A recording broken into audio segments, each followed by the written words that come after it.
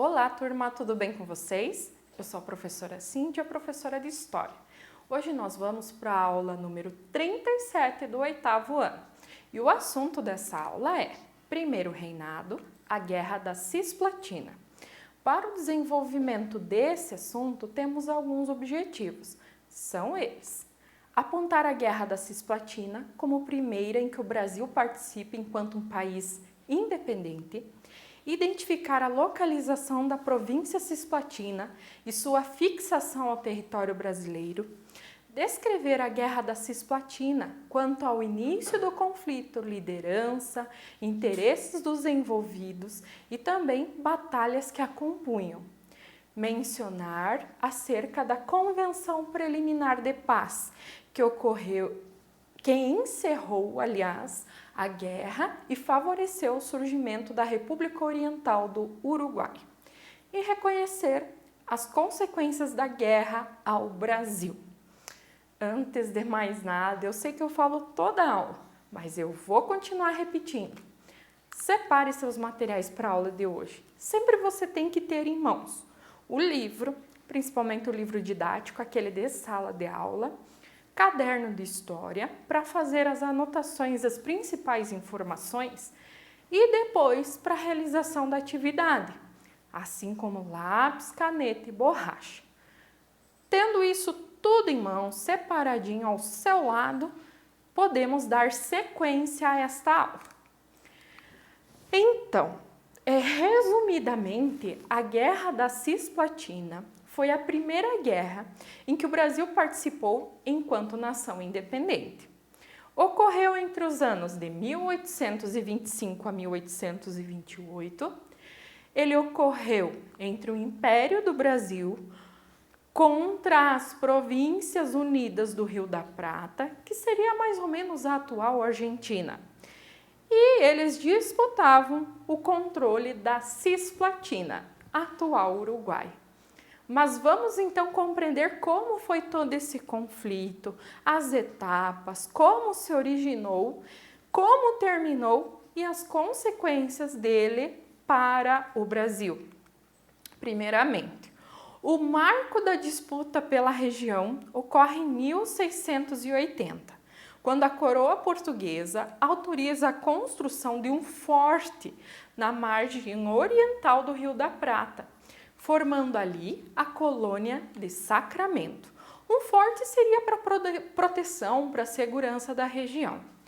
Essa colônia, a colônia de Sacramento, foi alvo de intensa disputa, inicialmente entre Portugal e Espanha. Depois que, por meio do fim do Tratado de Tordesilhas, Tratado de Madrid, é que se define aquela região como pertencente ao Brasil. Os dois países assinaram diversos acordos territoriais, porém não chegaram a uma definição sobre o controle do Sacramento, que permaneceu até o século XIX. O que vai acontecer? Em 1816, a Cisplatina ela foi invadida de maneira definitiva e anexada ao território do Reino de Portugal, Brasil e Algarves.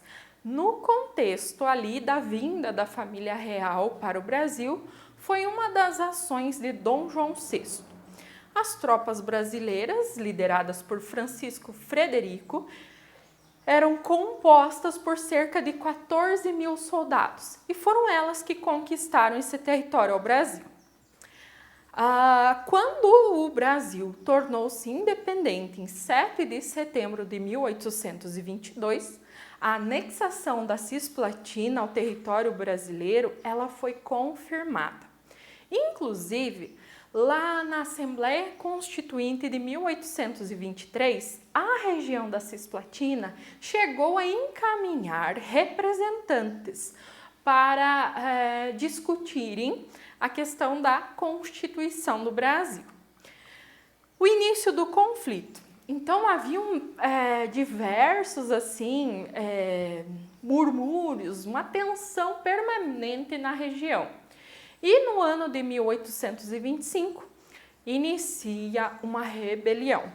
Quem foi o líder? Juan Antônio Lavalleja. Ele e os aliados deles, que eram conhecidos como 33 orientais, declararam a separação da Cisplatina do Brasil e sua anexação às Províncias Unidas, lá a questão da Argentina. Por que eles fizeram isso? Eles vão se separar do Brasil e anexar-se a outro território, as Províncias Unidas? Bem, Juan e os seus aliados, eles foram apoiados tanto material e financeiramente pelos portenhos. Então, isso era uma questão de um pagamento de uma dívida. Aí, sobre a Guerra da Cisplatina, nós temos o Brasil envolvido, a Cisplatina, o Uruguai mais tarde, e as Províncias Unidas, que mais tarde tornam-se a Argentina.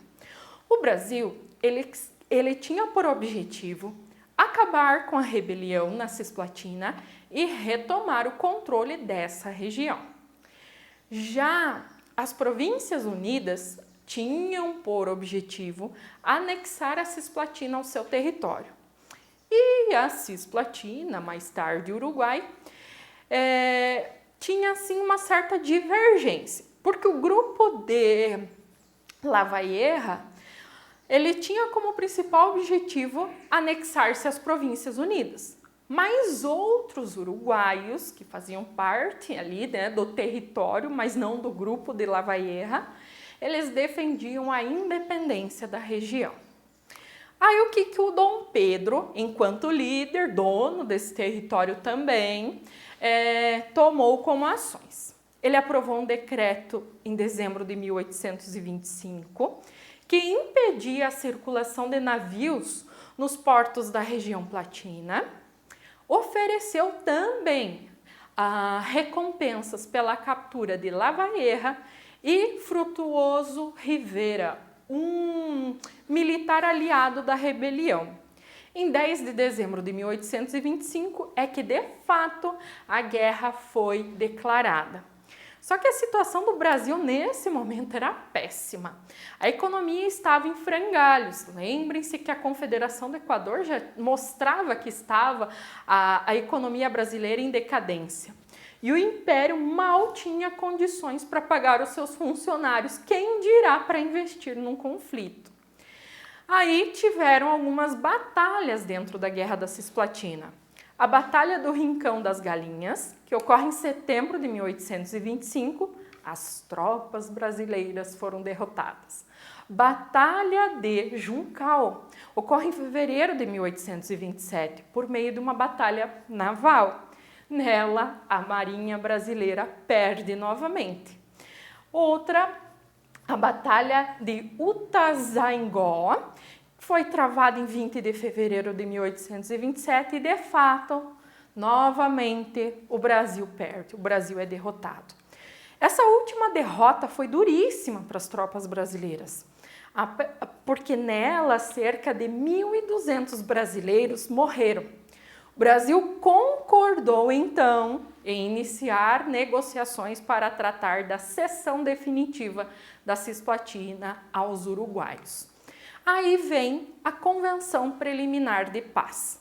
Ela é assinada em 27 de agosto de 1828.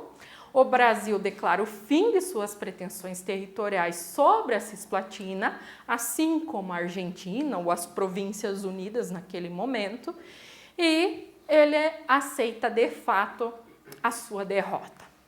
Por meio, então, da convenção, é que surge de fato a República Oriental do Uruguai, uma nação independente do território brasileiro. Quais foram as consequências da guerra ao Brasil? Houve uma ampliação da crise econômica do país, porque lembrem-se, já estava em crise, investimento em guerra, mais dinheiro envolvido. Os gastos com o conflito foram enormes e derrubaram, de fato, a economia.